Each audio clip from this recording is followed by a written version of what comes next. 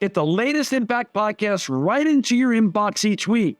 Subscribe by entering your email address at impactpodcast.com to make sure you never miss an interview. This edition of the Impact Podcast is brought to you by ERI.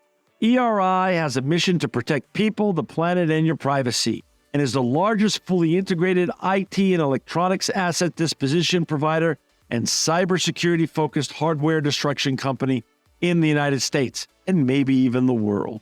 For more information on how ERI can help your business properly dispose of outdated electronic hardware devices, please visit eridirect.com. This episode of the Impact Podcast is brought to you by Closed Loop Partners. Closed Loop Partners is a leading circular economy investor in the United States with an extensive network of Fortune 500 corporate investors, family offices, institutional investors, industry experts, and impact partners. Closed Loop's platform spans the arc of capital from venture capital to private equity, bridging gaps and fostering synergies to scale the circular economy. To find Closed Loop Partners, please go to www.closedlooppartners.com.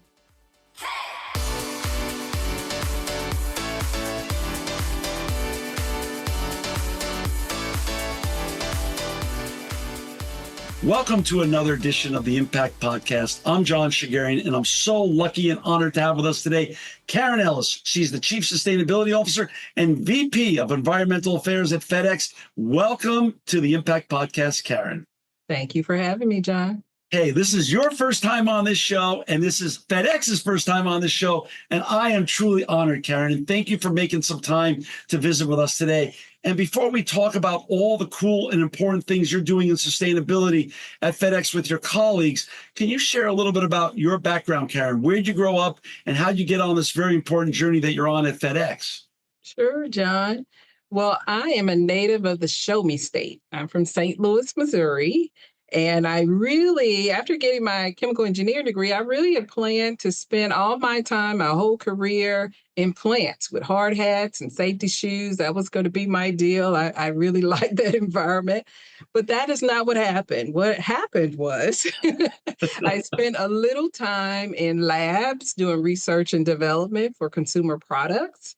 Then I moved to a diesel engine manufacturer, which seems a strange place for a chemie, but I was doing their chemical cleaning technology engineering. And so I did that for a few years, but I'm also one of those personalities that sometimes tries to fix or address what I can't accept or what I want to change. And so when there came an opportunity for me to begin managing their environmental matters at the Memphis plant, that's what I did. So that was my first entree into environmental management. And so I had a chance to do some cool things at their Memphis plant, their California plant, the Mexico plant as well. And I built and designed a wastewater treatment plant. I was managing air emissions from diesel engine test cells. So I thought it was pretty cool stuff. I'm a little geeky though. But then I moved on. About 28 years ago, I came to FedEx and started my contribution to building the environmental compliance program for just under 1,000 facilities at that time. And then I moved on to the environmental engineering side of the department and got a chance to do some cool things there, cleaning up contaminated properties, managing the stormwater runoff from aircraft de-icing, even began in the latter years, mitigating our use of PFAS-containing materials, which is a big deal now. I know you've heard about those forever chemicals. Sure. But in that role, I really got a chance to be great partners with properties and our air operations team and vehicles and our sort operations teams around the country. Really got to learn the business from the ground up as best I could from that role. And so about 6 months ago, when our very first chief sustainability officer retired, I got an opportunity to take this role and to continue the good work. And really, John, for me, Um, Personally, I try to live my life where I'm a good steward of what I have and what I've been given. And so this work in environmental sustainability is a good extension of that stewardship for me. So it really resonates with me personally and gives me a chance to use my talents to help a company or multiple companies when we're able to collaborate Wow. make a difference in this space. So I'm really excited about the evolution of my career, but the show me state girl never thought that I would be here. Um, 28 years ago, when you joined FedEx, like this is 2025, so we're talking about 97 or so.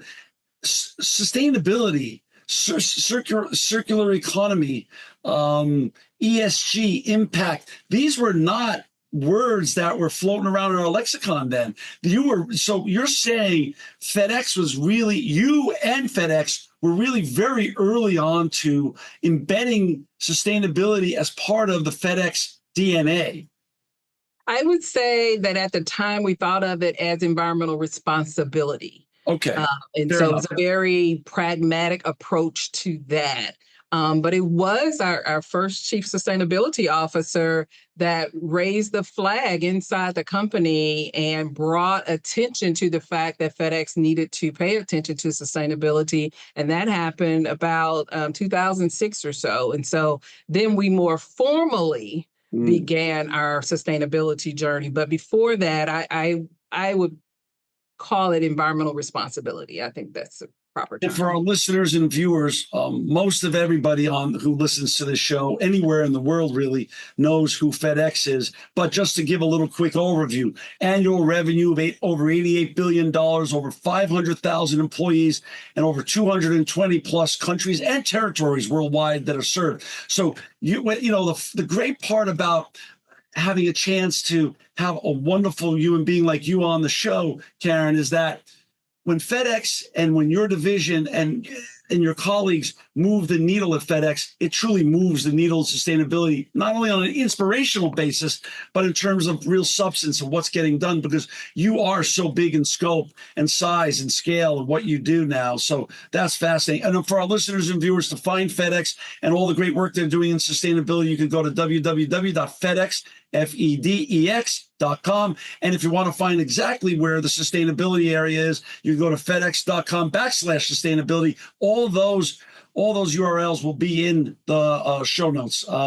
Karen, talk a little bit about, some of the more topical issues that every organization is facing now in terms of goals that we need to set out to really help improve the entire planet as a whole, such as carbon neutrality.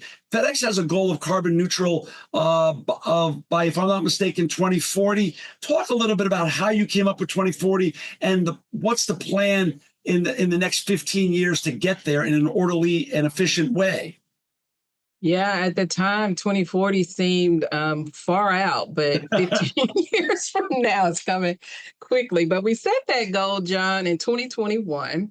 And really, it was a couple of decades after we started taking, again, a very methodical and practical approach to environmental management and sustainability goal setting. Again, my predecessor was also an engineer, and so that kind of methodical strategy is just in our DNA. But our 2040 goal currently includes our scope 1 and 2 emissions and also our scope 3 contracted transportation emissions. So it's huge. Wow. And we have a 3-pillar strategy to biting that elephant just a little bit at a time. Right. So the first pillar is to decarbonize what's possible.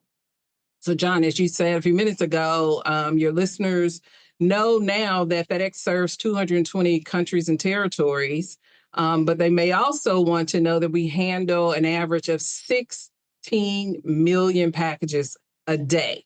Wow. That's a lot. A lot. And that's big. So with that kind of customer demand, it takes an expansive and diverse network to deliver the outstanding service that's expected of us, right? Right. So we have thousands of facilities. We have hundreds of thousands of small and large trucks, vehicles. We have nearly 700 aircraft, making us one of the largest airlines in the world. And so it takes dedication and commitment from leaders all across the enterprise to continue to discover and execute on ways to reduce our fuel and our energy usage. It takes all hands on deck. And we've been fortunate that we've had the support from our board, from our executive chairman, our CEO, all the way down to the front line. And so we're very proud to be able to say to you in this moment that between 2009, our fiscal year 2009, and 2023, we collectively reduced by 48% our emissions intensity, even while our business grew. Our volumes grew 121%. And just like you said a few minutes ago, we want sustainability to be more than when people think about emissions or tailpipe emissions and things of that nature. No, it is about helping the company be in a position to grow and meet our financial responsibilities, as well as respect the communities in which we operate. And so we're very happy to be able to support the business growth, even as we are reducing emissions. So that's pillar number one, decarbonize what's possible. The second one is co-create with purpose. So just like the collaborations that I just mentioned are critical internally, externally, we need to collaborate as well. So we work with manufacturers and suppliers to get the technologies and the supplies that we need to meet those goals. And we can't do it without them. And we also work with non-traditional partners like NGOs and global government agencies, because they are also key in the success of sustainability across the globe. So we work with them as well. And then finally, our third pillar of our strategy is to neutralize what's left. So we don't control the advancement of technology necessarily, or the ability for infrastructure to keep up with those changes, or even how quickly any of those solutions come to scale. And so we're being very realistic about the likelihood that carbon offsetting will be necessary. Right. And that's why we are supporting research in natural carbon capture, because we think the scientific research in this area will help push forward and push through some of the issues that the carbon markets have been experiencing lately, but also provide scalable and durable carbon credits, which our industry in particular very much needs. So remember, we're going to decarbonize first, and then we're going to co-create with others, and then we're going to neutralize what's left. I love it. You know, I shared this with you before we went live today, but I love your jacket because when we started our company, I made all of the salespeople either wear, for women, green outfits when they went on sales, and for men, green ties. So I love the green. Now on your jacket, though, is a beautiful, on the lapel is an airplane. And I know you serve on the board of the International Aviation Women's Association, and you're also the former chair of the Airlines for America Environmental Sustainability Council. Given that you have 700 plus planes and that you are deeply embedded in the aviation industry, because of what you do and your history, talk a little bit about what you just touched on, Karen, the new technologies, but those that haven't scaled yet. We had some of the great chief sustainability officers from some of the great airlines on last year, and they talked about the challenges of sustainable aviation fuel. It's coming, but it's nowhere near the ability to keep up with the demand and the technology. It's not at scale yet that everyone would wish it to be. How does your engineering background, how are you able to leverage that to understanding which technologies to bet on, which technologies not to bet on, which technologies you think are going to be scalable and which technologies maybe aren't. How does that all interrelate as you focus on continuing to decarbonize FedEx and, as you say, also collaborate with partners around the world? Yeah, well, John, first, thank you for the compliment. And my pen is what you get when you're a member of Iowa. So, so Cool. I represent them. Beautiful. But the way we do it is we have a lot of really smart and dedicated people inside the company and in various departments.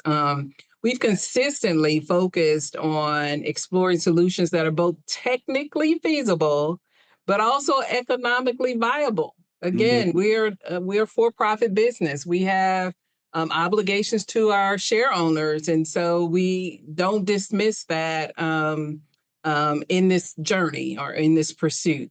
Sure. So to help us transition to some of those sustainable practices, we use this talent inside the company to make sure we're doing that without compromising service or efficiency. So, for example, aviation is 2 to 3% of the global emissions footprint.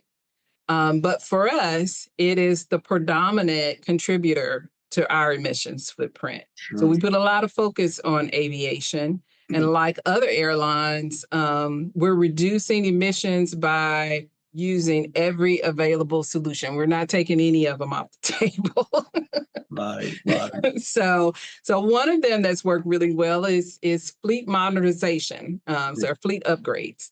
I remember back in 2013, we had a huge celebration when we retired our last 727, which is a 3-engine aircraft and less fuel efficient than we desire today. And so that was our first step toward modernizing our fleet and getting aircraft in use that meet both our mission as well as our emissions expectations. So the 727 was replaced. We followed that up in 2023. We retired our last MD-10. That's also a 3-engine aircraft, and we continue to have some additional plans scheduled in that regard. But some of the aircraft that replace those older models are anywhere from 18 to 30% more fuel efficient. Wow. Including the Boeing 777 freighter. That's a fantastic aircraft that we have in use, mostly on our international routes. But fleet upgrades in our aircraft operations is one of our main levers that we're pulling. The other one, it involves a diverse set of talent and employees from the front line and engineers and pilots and aircraft dispatchers. It's a whole group of folks that implement what we call a collection of programs in our Fuel Sense program. So those are operational efficiencies. Those are fuel conservation steps that group of talented folks that know our airline intimately, they imagine new ideas and put them into practice. And so we're very happy that that program started in 2006. And since its inception, we've been able to save 972 million gallons of jet fuel, about 9.5 million metric tons of CO2e avoided. That is something that we are incredibly proud of because, again, not only did it take employees from the front line to, again, in the offices and in our dispatch operations, but it has been so successful. Most recently, there was one initiative that was deployed in 2023. It's called vertical optimization. And it allows on some aircraft, on some routes, to fly to higher altitude where the air is less dense. And so you can use less engine thrust, and therefore you're saving fuel. Your fuel consumption goes down. And so It's been so successful that in one quarter in 2023, compared to 2022, it saved 3 million gallons in one quarter.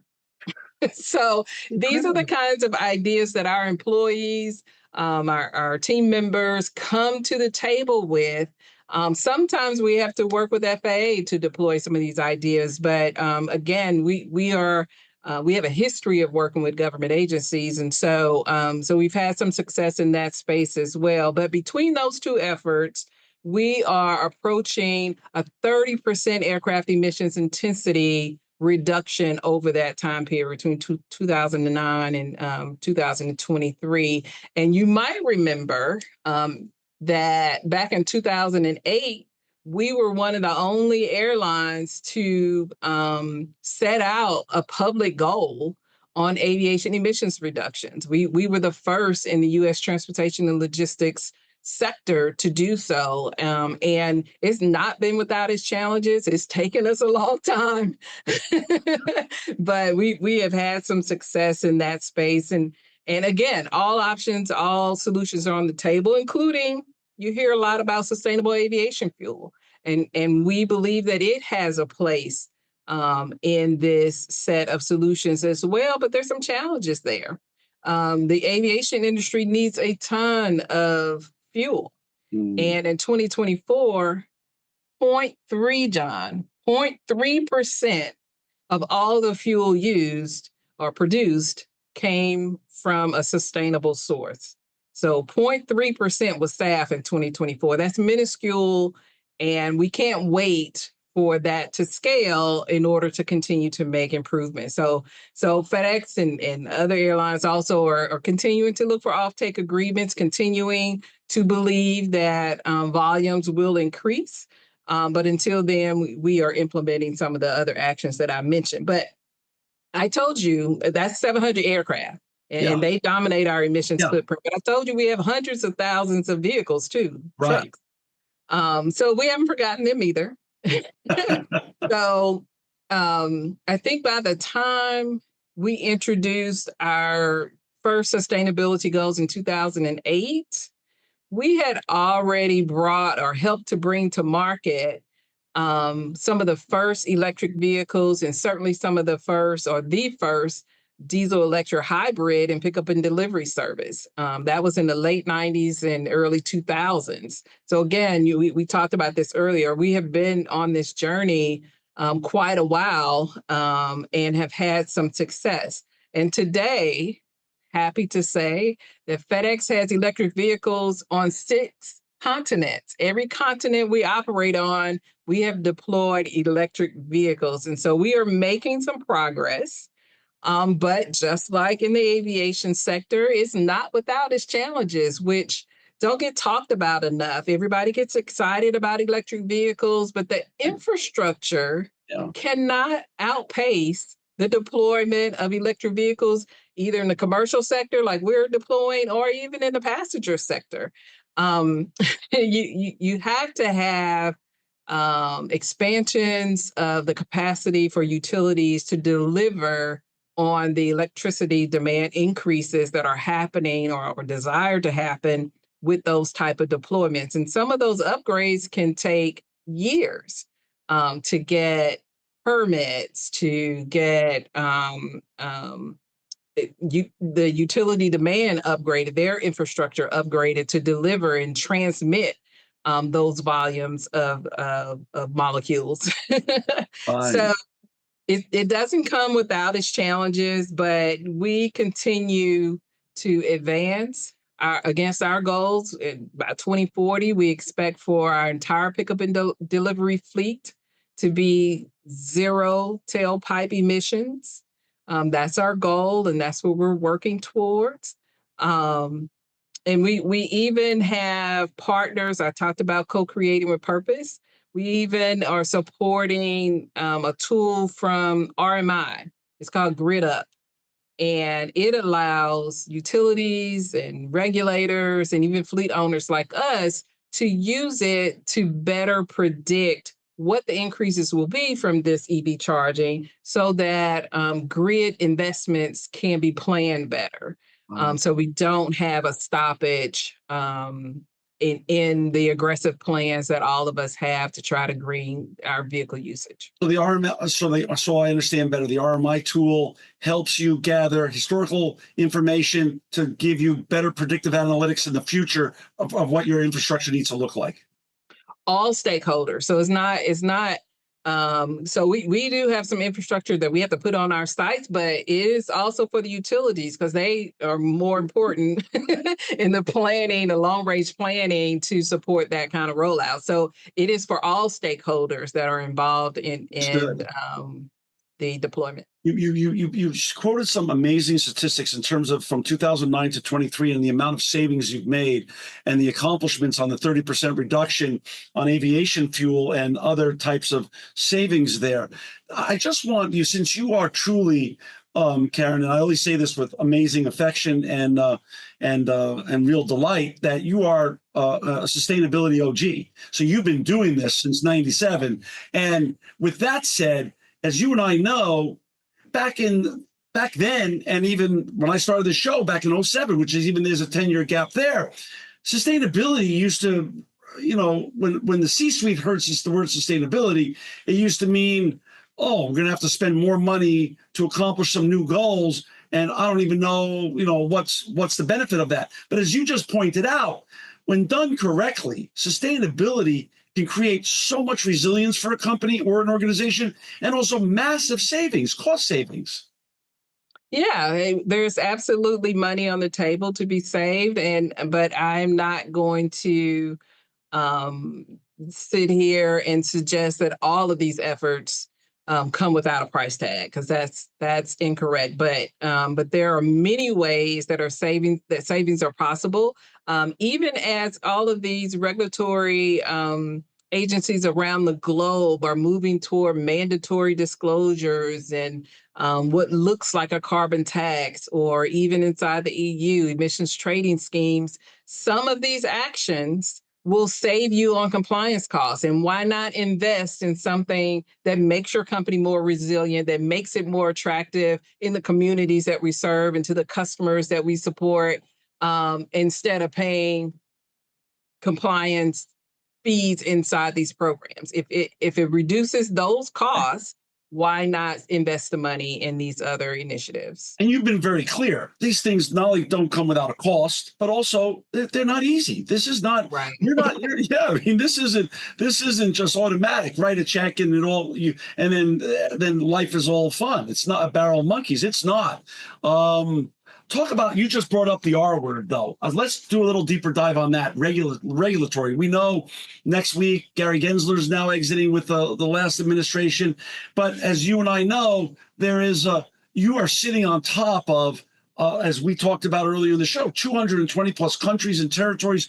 You have a fascinating view on the world and on regulatory issues on the world, but also amazing challenges, because right now it's still the beginnings of times and the world has not gotten harmonized with regards to regulations. What is your thoughts on future harmonization with regards to the EU, US, Asia, South America, the UAE? How there's got to be an easier way here to harmonize and make it easier for great leaders like you to do the important business that you're doing. Yeah, it's a good question, and we're waiting with bated breath to see how that advances. I can tell you that we have a success story in the carbon offset and reduction scheme for international aviation, where it is unusual to have 190 plus countries come together on anything. And they came together and said that for international aviation, when you and I had a quick conversation before this, that the environmental impacts, they don't stop at the border. They don't have geographic respect for Right. those borders. And so those countries came together under ICAO to say that international aviation, those emissions should be handled in a common way, collectively. And so not only did we set some pretty aggressive reduction targets, but we also came together in Corsia to say, like in our strategy, at the end of this journey, we may have some emissions left. So what are we going to do about them? And so CORSIA sets out a multi-year plan to reduce those emissions in a way that airlines can predict, airlines can plan to comply with, and airlines can see meaningful reductions in those emissions. And so I have hope that if 190 countries can come together and come to some conclusions on this slice of the industry, then maybe there's some harmonization on the horizon in other areas. So, you mentioned also earlier, you gave great credit to your team at FedEx for people bringing ideas forward to try or to think about sustainability on how to either make or save money. Talk a little bit about your leadership. How do you have 500,000 or plus colleagues, and how do you encourage folks to get involved with thinking about sustainability and filtering the ideas up from the ground up? Because sometimes, as you and I know, sometimes the greatest ideas are coming from the ground up. They're not all top down. How does that work, and how do you manage that delicate dance and balance? I can say that I'm fortunate that I don't have to do that alone. We have had a consistent model of infusing sustainability principles and adding environmental aspects to the decision matrix of the teams that lead in these subject matter areas. And so somebody from my team doesn't necessarily have to be in the room with an air ops engineer or management team, or one from vehicles or one from properties all the time for them to put those ideas on the table for consideration, for them to allow and have processes within their divisions to bring those processes forward. What we are is a team that kind of rides on top of that and confirms that, yes, that does have real material sustainability impacts. Yes, we can measure the reductions that you think you're going to achieve with this action. And so we're in partnership with all of these divisions that really have successfully added environmental improvements to their decision making processes, because they understand those areas more than my team ever will. We don't manage the maintenance processes for vehicles or aircraft or the buildings. The people that do that understand those processes and the needs for both the business and planning for the future better than we ever will. And so I think FedEx has done an outstanding job. Again, even before sustainability became a thing, environmental responsibility was added to the decision matrix in those divisions. And so we have their support, their leadership support, and more than that, we have our executives at the C-suite level, at the board level. They have sent the signal that this is a part of how we will do business. And so we are aligned with that direction for our executive leadership. I love it. For our listeners and viewers who just joined us, we're honored to have Karen Ellis with us today. She's the managing director. She's the chief sustainability officer and VP of environmental affairs at FedEx. To find Karen and all her 500,000 plus colleagues and all the great work they're doing in sustainability, please go to www.fedex.com. We'll also include the link that goes right to their sustainability section. Karen, what month of the year do you guys put out your sustainability report? It will come out in the spring, this year, spring 2025. Got it. And those reports live in perpetuity up on your website in the sustainability section. They do. Let's change channels now just for a moment and talk a little bit about the 2021 commitment of $100 million to establish a Yale Center for Natural Carbon Capture. What was the thinking behind that? And how did that investment work, and how has it been working now that we're in 2025 and you've had 3 years to play it out, 3 or 4 years to play it out? How's it evolving, and are you happy with it? Yeah, I am definitely happy with it. So I want to remind you, John, it's important to remember that our 2040 strategy includes that we're going to neutralize what's left behind on the table after we take all those other actions. Right. And so we need some good carbon removal that is measurable, that's scalable, because of course I talked about the aviation industry. We have a lot of emissions to address. And so we're looking for solutions that we can count on. And so we want carbon removal projects that are going to capture carbon, not just for a few years. That's been some of the discussion about carbon credit validity recently. We want durable carbon credits, those that are going to capture carbon for 50, 100, 200 years. And so we created a pathway that would allow the pipeline for science around natural carbon capture to happen. And so that $100 million investment in starting the Yale Center for Natural Carbon Capture was intended to capitalize on what scientists are saying. Scientists say that the Earth's biological processes, what the Earth naturally does, cycles about 800 gigatons of CO2 emissions annually. Okay. And that is in comparison to about 35 gigatons from industrial activities. So if we can enhance the Earth's natural capability to cycle and capture carbon dioxide, we're either on our way to solving the whole problem or materially reducing that problem, right? And so one of the success stories that Yale has had in just this 3-year period is around enhanced rock weathering.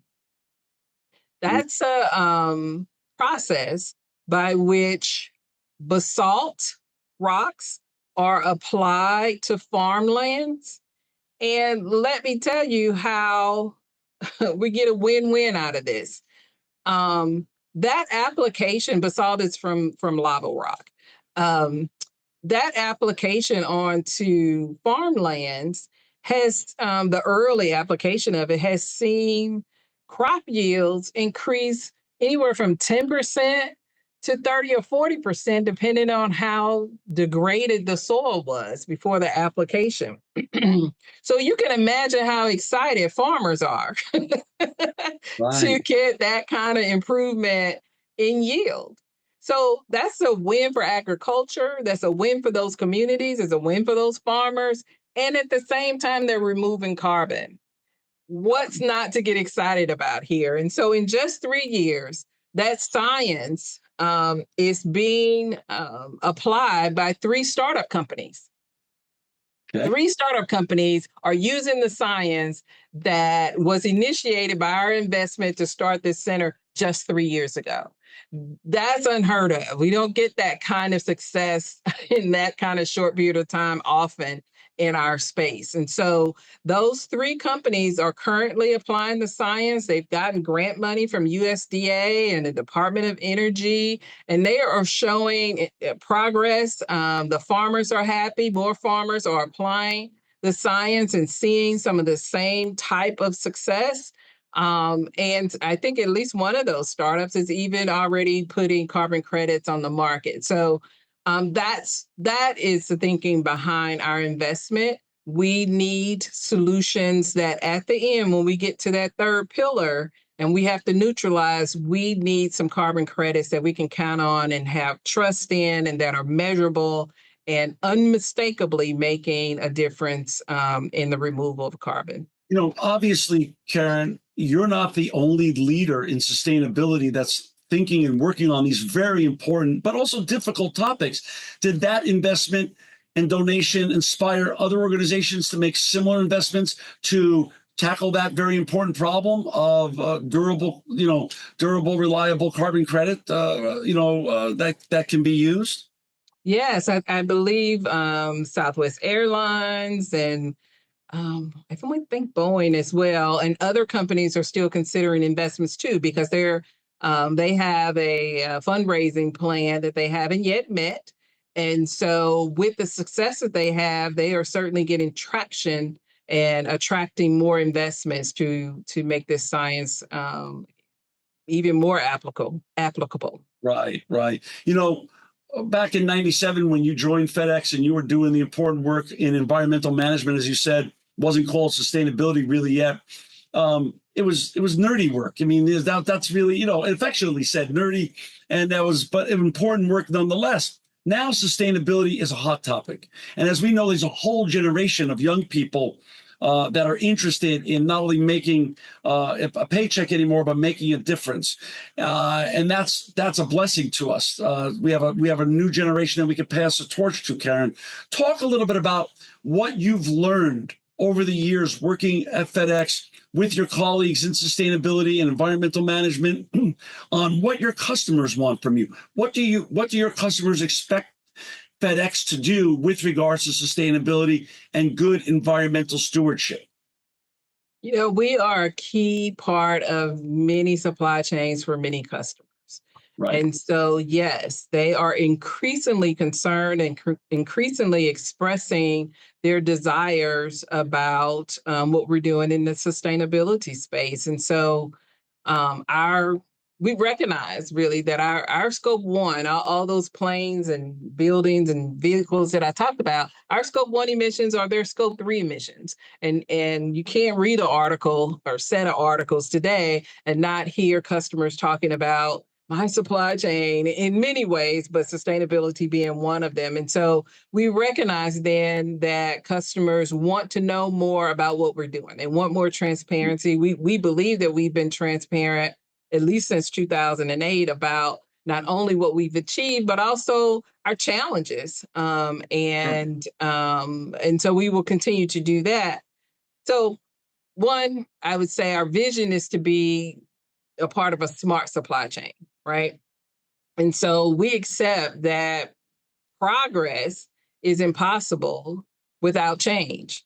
And so one of the things that's happening right now at FedEx is the biggest transformation in the history of our company, where we are optimizing our physical network, which I talked about earlier, Right. but also transforming our digital capabilities. And when we complete that transformation, yes, we are expecting to show and demonstrate and be transparent about both the improvements in service as well as the emissions reductions that we're able to achieve from those new efficiencies. But we know many of our customers are looking for ways to really understand the environmental impact of the services that we provide to them. They've Right. been doing that for decades. In fact, my team partnered with a department internally called Sales Solutions. We partnered with them back in 2006, 2007, and we developed the first generation customer emissions calculator. And so we were providing, even back then, transparently to our customers, these are the emissions associated with the services that you select for us to provide to you. And that allowed them, as they were also like us, beginning their sustainability journey, we were providing them with data. So one, they could use it to set their own goals, but they could also make informed service selections. Right. If they wanted to balance price and time of service with some emissions expectations or goals, then they can choose from the suite of services that we offer to balance all of that. And so we were providing that kind of information so they could make informed decisions even back then. But since then, we have another division or another department internally called FedEx DataWorks. And they are our powerhouses in the IT space. And they have taken that tool and taken the emissions methodology behind that tool, and they have evolved it into something I never thought about, really.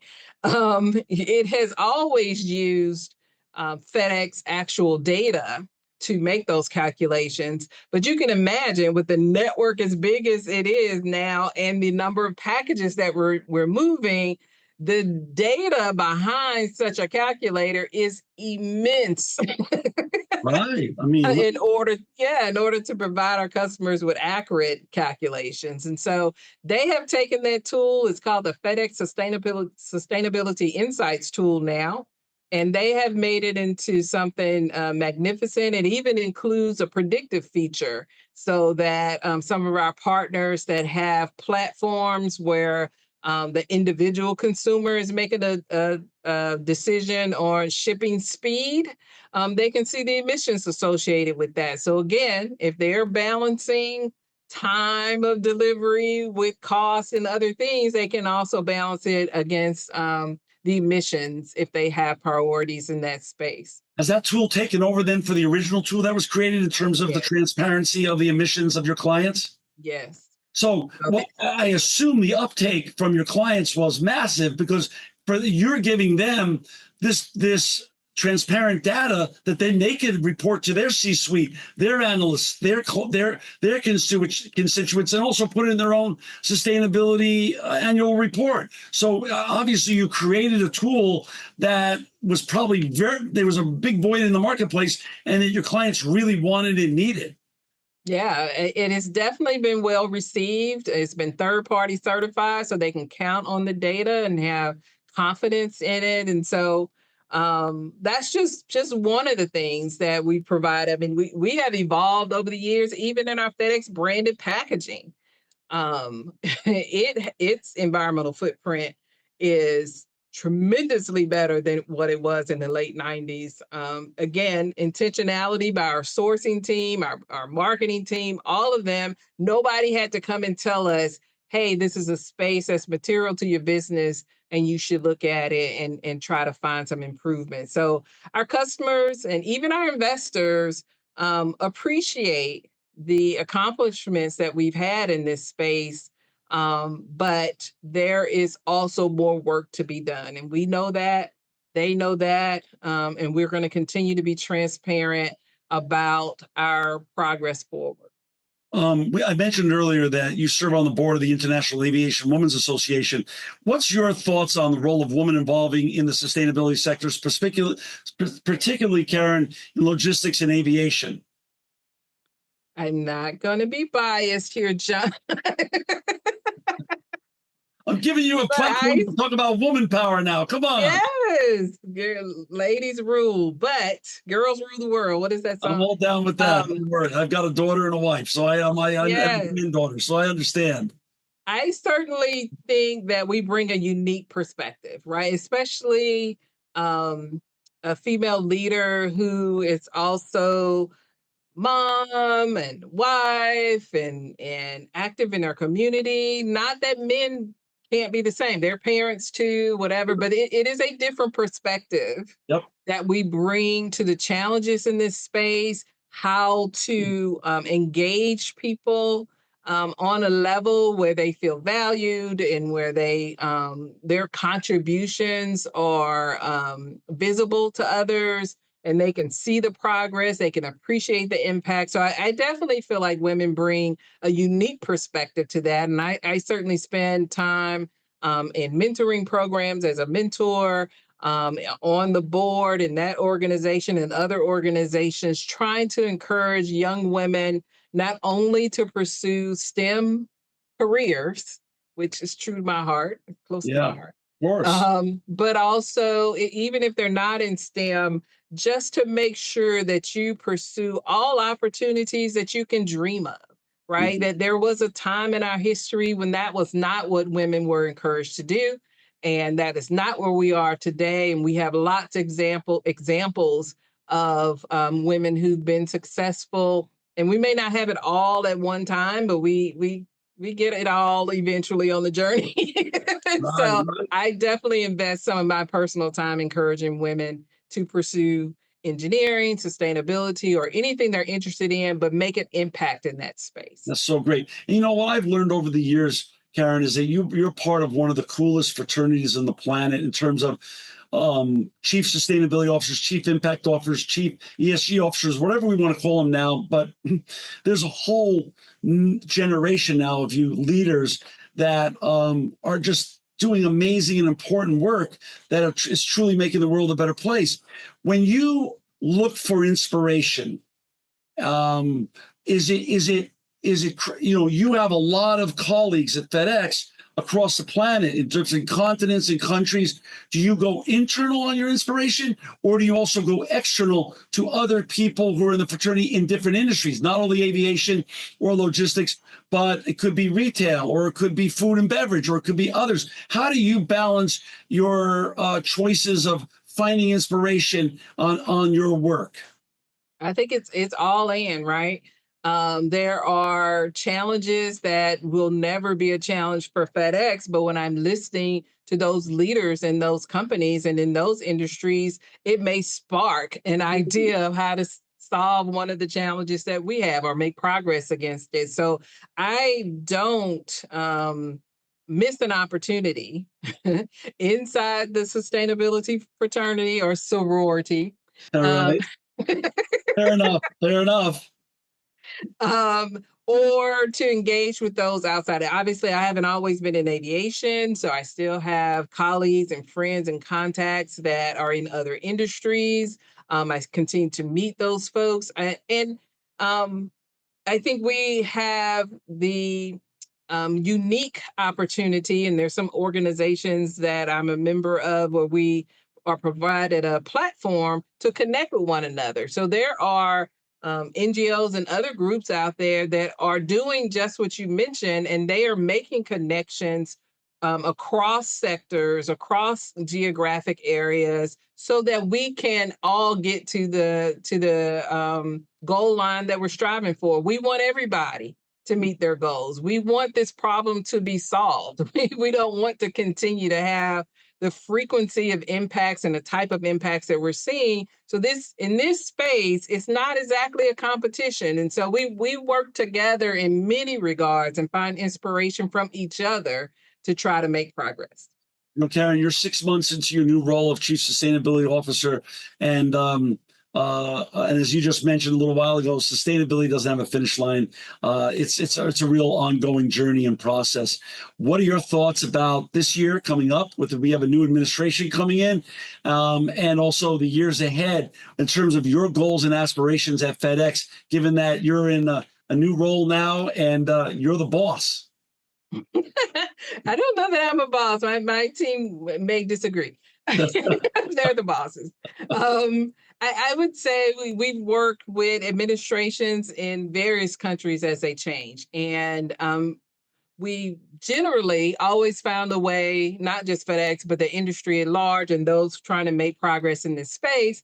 We found ways to move forward, even if leadership had different ideas. So that's no different in the US. It's not any different in other countries. We will try to find a way to continue to make progress. In terms of FedEx, again, we have a strong strategy.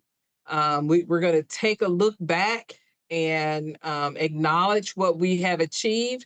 At the same time, we're going to dig in a little bit deeper and figure out some of the gaps that we have to fill in between 2025 and our ultimate goal of 2040. We have some milestone um, um, um, actions between now and then, but there's some technology gaps in there. So we have to figure out, how are we going to continue to demonstrate progress? How are we going to continue to work with others to get what we need that may be stalling progress? But ultimately, it's going to take the whole team to get to this aspirational goal of carbon neutrality in 2040. This year will be no different.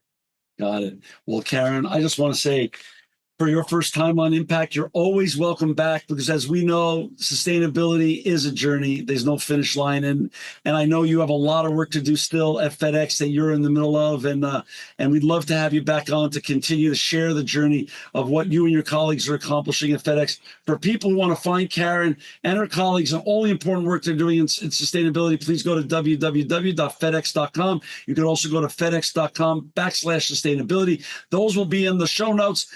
Karen, this was a delightful time today interviewing you. And I just want to say thank you for all the important work you've done throughout your career, and now the work that you're doing at FedEx to help make sure that you and your colleagues are helping FedEx deliver a more sustainable future and a better world for all of us.